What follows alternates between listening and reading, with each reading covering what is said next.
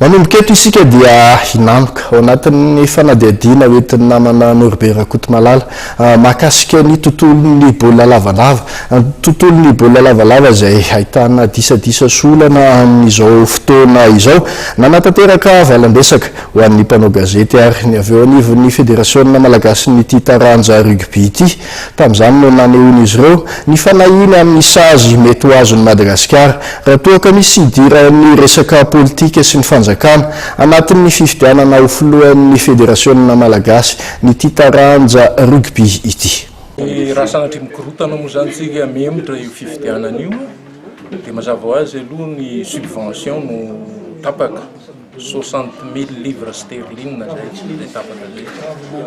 Manarak'izay dia tsy afaka andray anjara amin'ny lalao iraisam-pirenena intsony isika io sazy io dia arakaraka ny rugby Afrika mety ho taona mety arakaraka io. Zay zany no efa mananontany raha sanatry hoe mbola misy fiemorana nefa arak'izao nitsonanareo zao izana arak'izay zao tsy eno intsony no faminafotana ny rugby malagasy. Raha ohatra ary ka hoe tsy tratra ny koroma amin'ny 27 dia emitra 420 ora ho arinan'ny fifidianana dia zay eo na ray ara-pifidy dia alefa ny fifidianana valida ny fifidianana. Amin'izao fotoana izao misy ny fampiantsoana assemblée générale, inona ny azonareo hazavaina mahakasika an'izay? Ny hoe assemblée générale aloha raha lalàna ny jerena dia tsy manana tsy araky ny lalàna ny fampiantsoana na ny fond na ny forme tsy araky ny lalàna misy.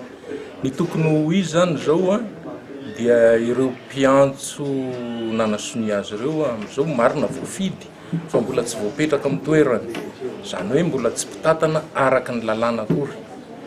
Ohatra ny meko teo moa hoe ohatran'ny hoe Donald Trump voafidy fa mbola tsy nisy fanapahan-kevitra hoe amin'ny mahafiloam-pirenena azy.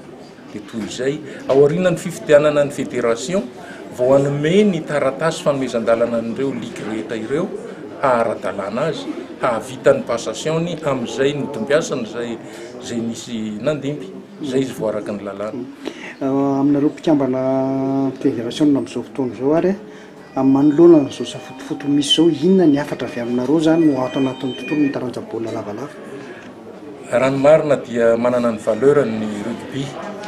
Zay valeur zay no tokony ho jeren'ny rehetra zay miresaka rugby n'iza na candidat izy na mpifidy izy na mpijery izy na mpiaino izy na mpanao gazety izy. Tiatsika rehetra ny rugby.